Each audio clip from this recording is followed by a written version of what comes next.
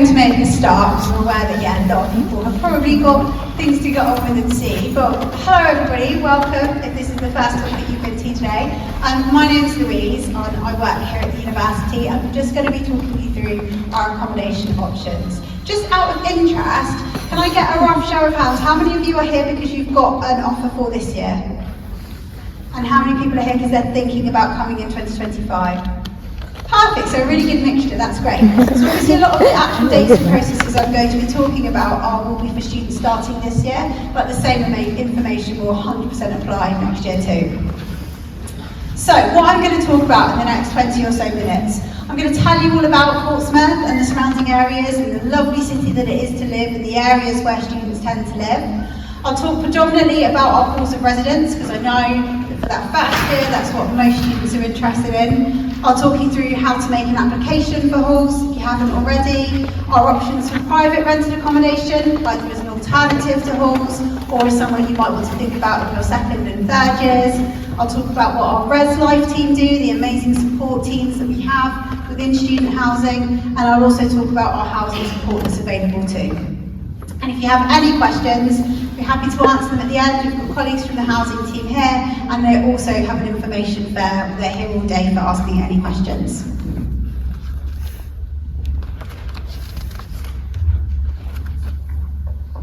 If I can make this, there we go. So, I don't know how many of you have kind of seen any Portsmouth as you came in today or been to Portsmouth before, but this is our lovely city. So we are the UK's only island city. The brilliant thing about Portsmouth is that you can't really get lost because you can't walk for more than about 25 minutes without hitting the sea. So it's always really nice to know that it's very difficult to get lost. So the University Quarter is the section in purple here. So that's where we are today, and that's where our city centre campus is based. There are residential areas of the city all around, and I'll talk you through kind of some of where people live. Sorry, this is taking quite a long time to move on. There you go.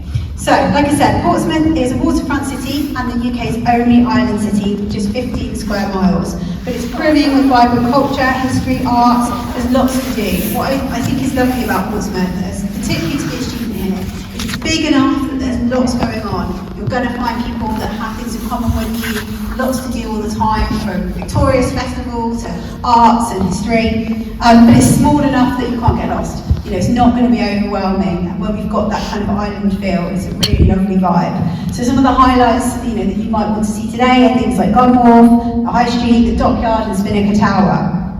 The University Quarter, as we said, is in the main city centre, so you'll have hopefully already seen today that the university buildings really are right in the heart of the city. So all of our lecture buildings are really close to our halls of residence. So all of our halls of residence are in the city centre, along with our really next door to campus, apart from a couple on the seafront. So most of our halls of residence are literally opposite some of our lecture theatres, a few minutes walk from both all the lecture theatres and from the train station. And it's only a 9 to 12 minute walk to Rees Hall and Borough House, which are our seafront halls. And if you haven't had a look at them, do try and have a look today, they're beautiful. Some of them have amazing sea views, and you get used to kind of for B&B in the summer and things. So really close to everything's in walkable distance, which is fantastic. So most of our students will live in halls of residence in their first year, and hopefully you're all aware that if you make it your firm choice, by the deadline we do guarantee you accommodation in halls in your first year.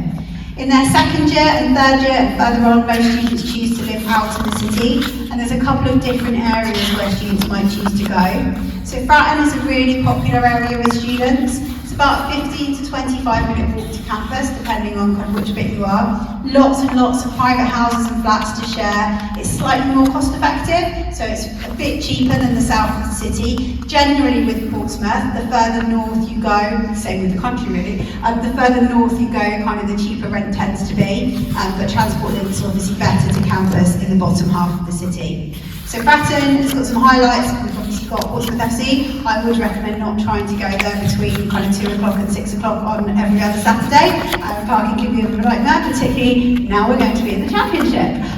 So yeah, but other than that, if you want football, then it's a really good place to be.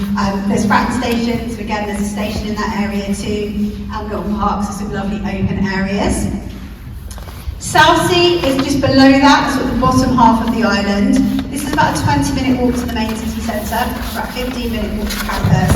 And this really is kind of the heart of Student City, and it's where a lot of our students live. There's loads of independent shops, cafes, restaurants. We've got Palmerston Road, a shopping centre, which is just a 5-minute walk from the beach. So there's lots going on there. So we have, along the beach, you've got Southsea Castle, the D-Day Museum, the pier. Albert Road is kind of the main centre for a lot of our nightlife. So we've got the Wedgwood Rooms, which is a live music venue. Festival, every August bank holiday, so a massive music festival too. So Southsea really is the kind of buzzing heart of the city. It is slightly more expensive to live in than maybe Fratton, but again, lots of opportunities for shared houses and things like that. But when I say, I mean, Fratton and Southsea, there's barely a line between them. Like, we're talking 5 minutes walk difference, not a big difference. So in terms of our halls of residence, so where students are going to be living in their first years mostly, we currently have 9 halls of residence on offer for students. We have a choice between self-catered and catered. So we have 2 halls that are catered, and they are our seafront ones, so that's Reese and Borrell. So the brilliant thing about catered accommodation is that you know, even if you run out of money, if your rent's paid, then you're going to be eating twice a day at least. So they're really good for students that want to make sure they've got that covered. They do also offer kind of small kitchenette facilities for you to be able to make meals when meals aren't provided. All the details of all of these halls are in your accommodation guide, which you would have been given at check-in as well. Most of our rooms now are en suite, so the majority of our halls are en suite, so you get your own bathroom, usually in a flat arrangement, so maybe 6 or 7 rooms sharing one kitchen within a flat type situation. Some are still on corridors. We do still have some shared bathroom halls, and again, that does make them slightly more cost effective. So if you're willing to share a bathroom, it does help to keep the budget of your halls down.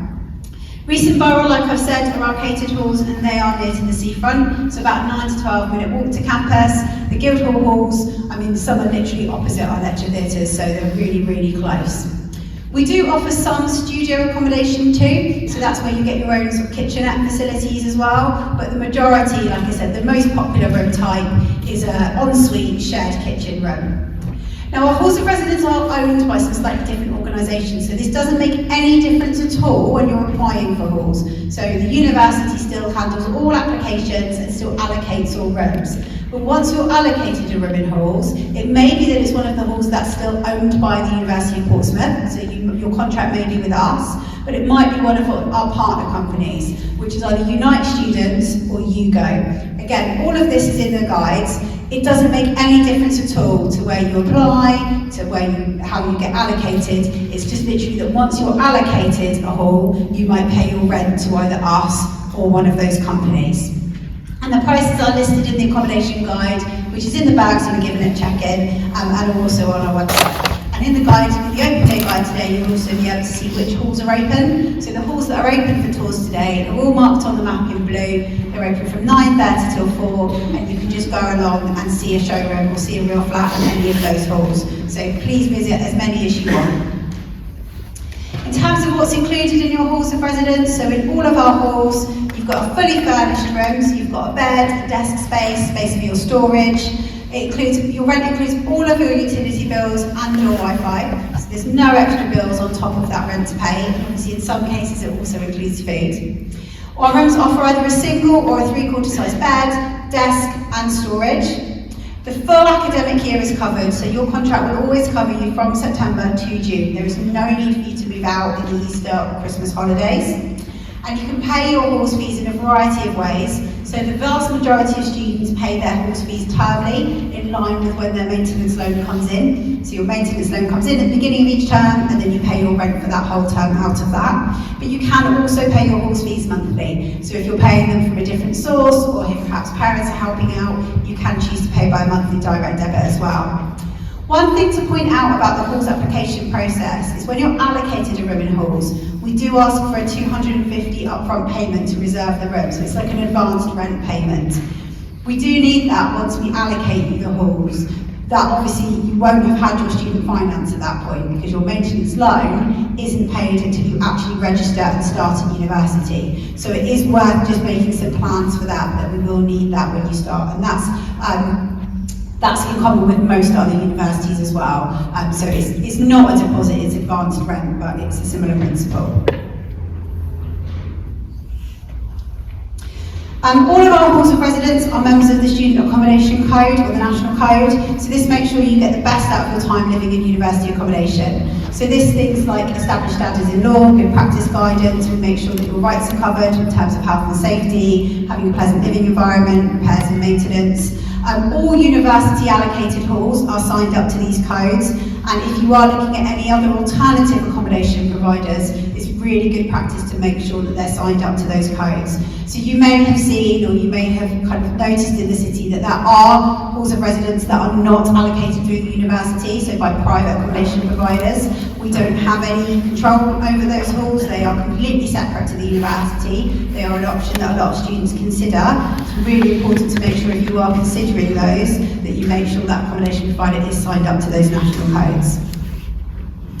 So how do you apply for halls of residence? So if you are somebody with an offer for this year and you haven't necessarily accepted it yet, or you're still thinking about where you might want to make your firm choice, you are guaranteed a place in our halls of residence as long as you're a firm applicant and we receive your accommodation application by the deadline. You would have been made aware of the deadline, it's the 20th of June. So the process is you accept a firm offer to study at the University of Portsmouth. Very soon, ideally within kind of a couple of working days, you'll receive an email to your registered email address from the housing team with your login to the home portal, and that's where you apply for halls. The way that the application process works is that you rank all of our 9 halls. So you do have to go and write your preference, and you do have to rank all 9 of the halls. So you put where you would prefer to live first, second, third choice, and so on and so forth. And we will obviously endeavour to place you at your highest choice. At that stage, you can also let us know if you want a particularly quiet location, if you'd like a single-sex flat, or if there are any access or medical requirements that you need within the halls, and we will obviously make sure we can fit you into those. Once you've moved on in your second and third year, then you'll probably be looking at accommodation in the private sector. So the majority of our students after their first year live in shared houses and flats within the city, like I said, usually in those Stratton or Southsea areas. Average rent in Portsmouth is about £95 to £130 excluding bills. We are the 4th or 5th cheapest city in the UK to be a student, so rent here compared to a lot of other cities on the south coast is relatively good value. About 120 to 160 for places that include bills. Average is 4 to 5 students sharing kind of a house, so there might be maybe a bedroom in what was the living room and then 3 or 4 bedrooms upstairs with shared bathrooms, although again we are starting to see some people putting in those ensuite rooms too. Again, like with anybody renting a house, you'd usually be asked for a deposit. A lot of our students start looking for their second year houses around kind of Christmas, January of their first year. So again, that's something to bear in mind, they might need to find the money for. Lodgings is a more informal option. So some of our students go for lodgings perhaps if they haven't found a house or if they want that bit more flexibility. So with the renting in the private sector, you tend to have to sign a year's contract, you might have to pay a deposit. With lodgings, it's a lot more flexible, so you're renting a room in the same house as the homeowner. There's no fixed term agreement, so you might just agree to do it week by week. Often you get your utility bills included, and it just provides that bit more flexibility. As I said, we do also have some companies providing private halls in the city. Usually these are individual rooms. They often charge you for the whole year, so it is worth bearing in mind that as well. And also, obviously with our halls, if you make us your firm choice, you pay your deposit, you get allocated halls, and you don't come, so for some reason you perhaps, you don't meet the terms of your offer and you end up going to a different university, we will obviously refund you all of that. With private halls, that's not always as easy, so again, just something to think about. So, in terms of finding houses to rent and lodgings, we would always recommend that you go through Portsmouth Student Pad. So this is our own in-house kind of Rightmove style website where you can look at all the landlords that have got properties available. Anything that's on Portsmouth Student Pad, you know that our housing team have vetted it and ensured that the property and the landlords are suitable and that we've had copies of things like safety certifications. So we would encourage all students looking for private accommodation to go through Portsmouth Student Pad. It's really user-friendly. There are things like video walkthroughs and things like that. We're in regular contact with those landlords to make sure that the property is suitable as well. So it's a really good place to start looking for private sector accommodation.